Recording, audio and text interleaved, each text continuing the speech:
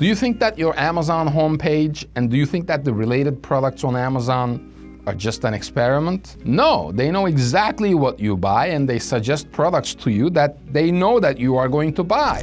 AI-powered hyper-personalization in commerce is coming in 2025, and it will absolutely change the way that we work, change the way that business is conducted, and it will change the way that we exchange goods and services. Now, the billion-dollar organizations are already implementing these technologies.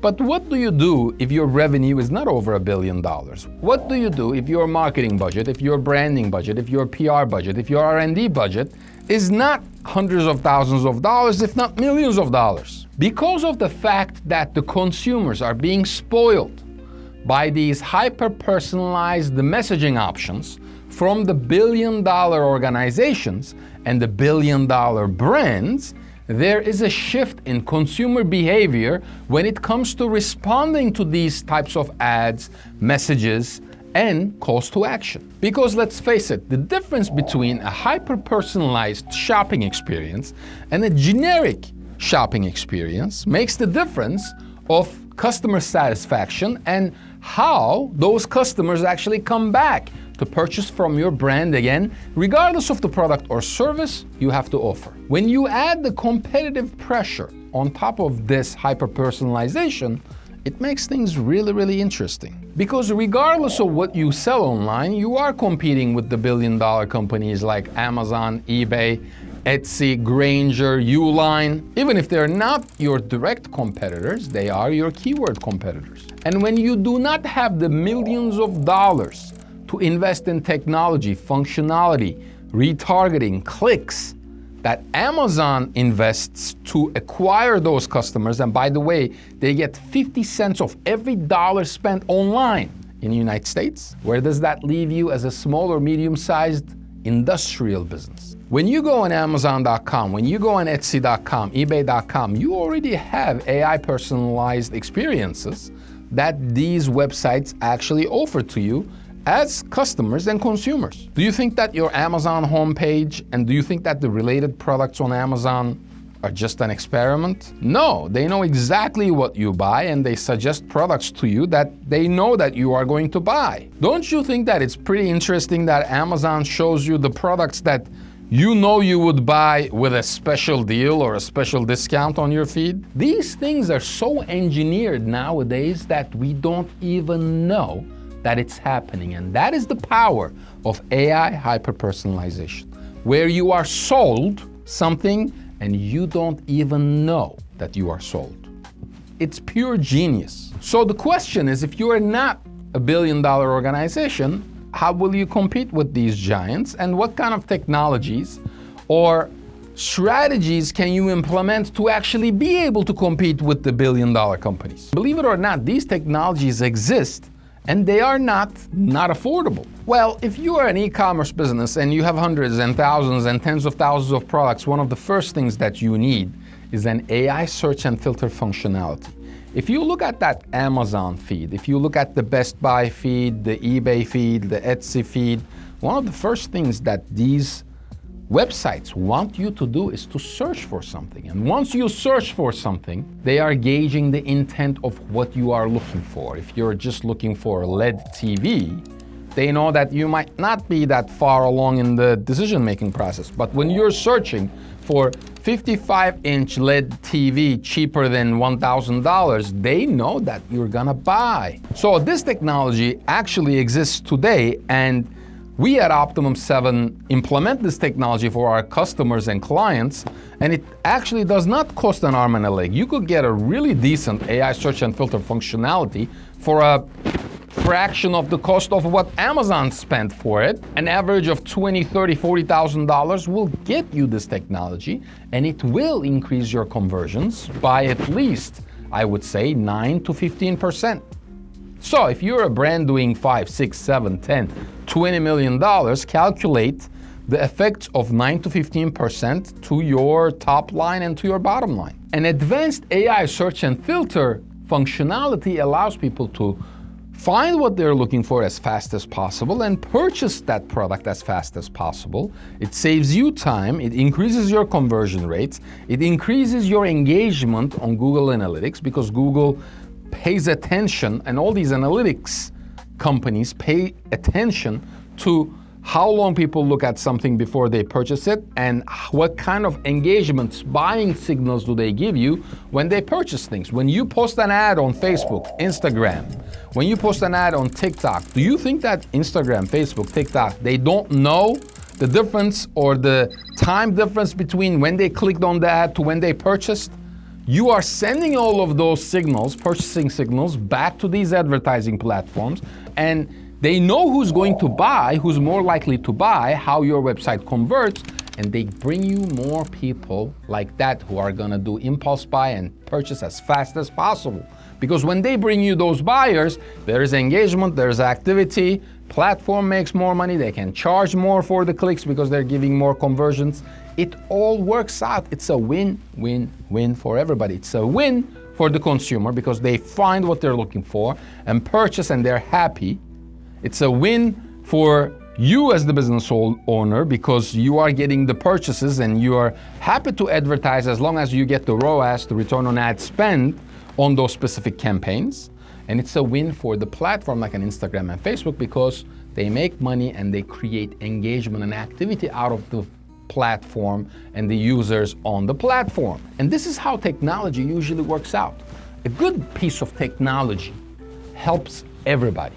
It doesn't only help Facebook to become billionaires. It doesn't only help you as the business owner to make more money or increase your bottom line or your revenue. And it doesn't only help the consumer because they can find the best deals that they could be looking for. It helps everybody. That's how these technologies really blow up and do really, really well. So, as the business owner, or as a business owner, are you taking advantage of these technologies? Search and filter is one of them. The second very important functionality is AI-driven email automation. Why do we say email? And I would add email and SMS there, and maybe AI calling as well. The reason that I mention SMS is because it's very cheap. So there are these tools out there like Klaviyo, Clevo, Attentive, and sometimes Autopilot and ActiveCampaign for B2B and service-based businesses, where you can build very, very detailed AI-driven flows and funnels. If you are doing millions in revenue and you don't have one of these systems configured, you are leaving a ton of money on the table. We've seen brands who do 10, 15, 20 million dollars and only like 8% of their revenue comes from email. This is mind-boggling because at least 25% of your revenue should be coming from email and SMS marketing. And I can show you 20, 30, 40 different brands, clients, where they're making close to 28%, 25 to 30% of their revenue just from email and SMS. You might be asking me, how is that even possible? I'll explain. The reason that these technologies work really well is because of the tracking mechanism. When you implement an email automation system, they'll give you a code. You will implement this code on your site. That code tracks every single action of that user on your e-commerce site. Let's say you have a Shopify or a BigCommerce or a Magento site. The user comes to your site, they're clicking on different things. You can segment that user even if you don't have their email address, even if they are not a customer of yours yet, you can segment those activities by just pixeling that specific user. So essentially, the segmentation that I could use is something like, okay, take everybody that has been to my site more than 5 times in the past 7 days and stayed more than 60 seconds every single time, and now segment everybody that were on these product pages where I have a special and show them a specific discount pop-up to grab their information or show them a specific discount for only these users. And if you are a website that gets thousands and hundreds of thousands and millions of people to your site every single month, then that segment could be like 5, 6, 7,000 people. And if I show a specific campaign, specific pop-up, specific offer, specific discount to those 5, 6, 7,000 people, what do you think is going to happen if I could get 1 to 2% of them to purchase or to actually opt in. Now, consider this. If you're doing, again, 2, 3, 5, 10, $20 million, you probably have thousands of customers. What kind of an automation would I have if I had 100 of these segmentation rules? And what if AI was making these decisions instead of you setting up every single segment yourself?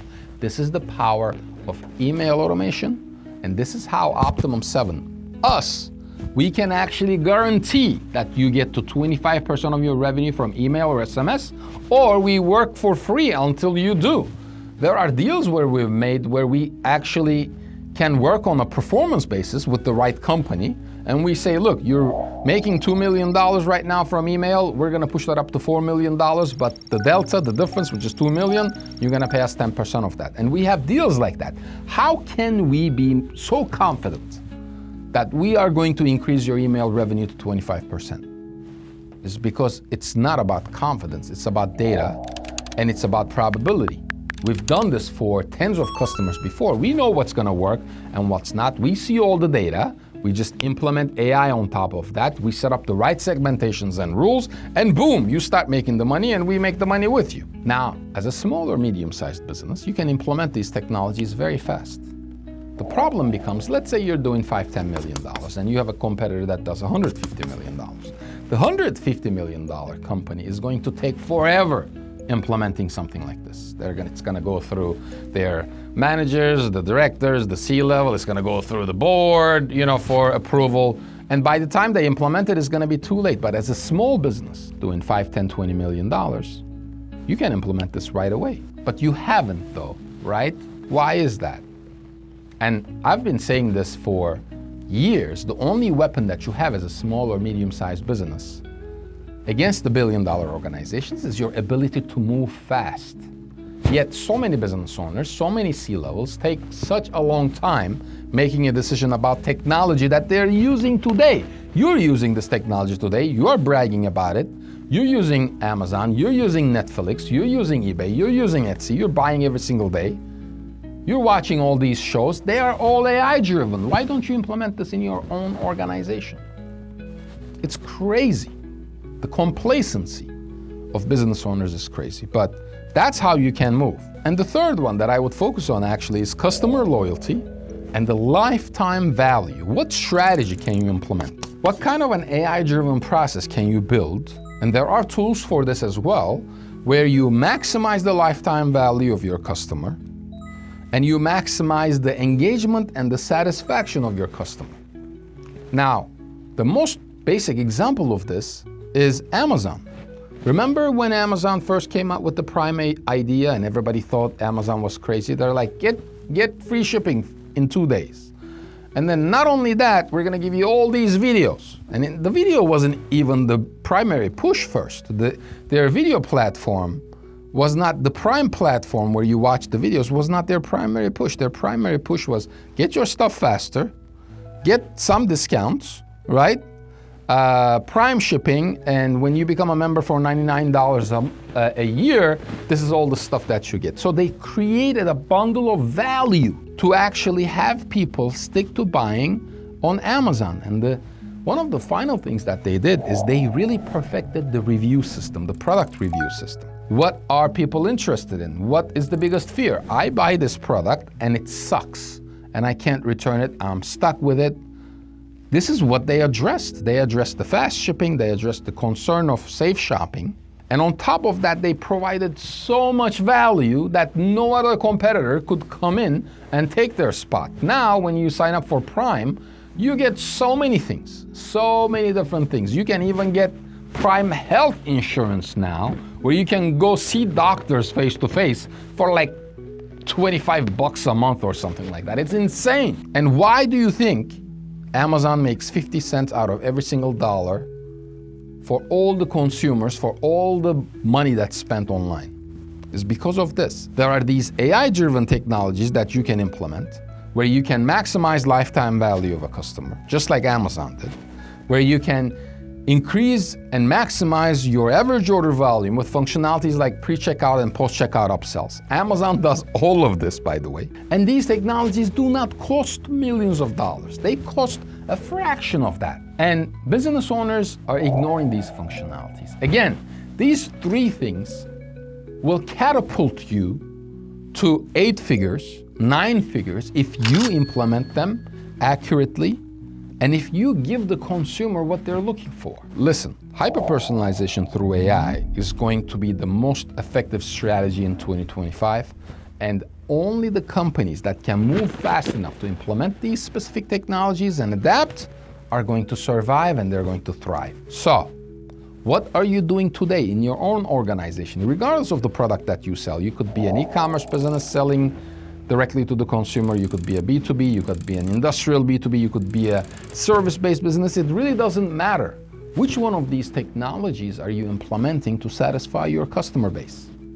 Ask yourself that question.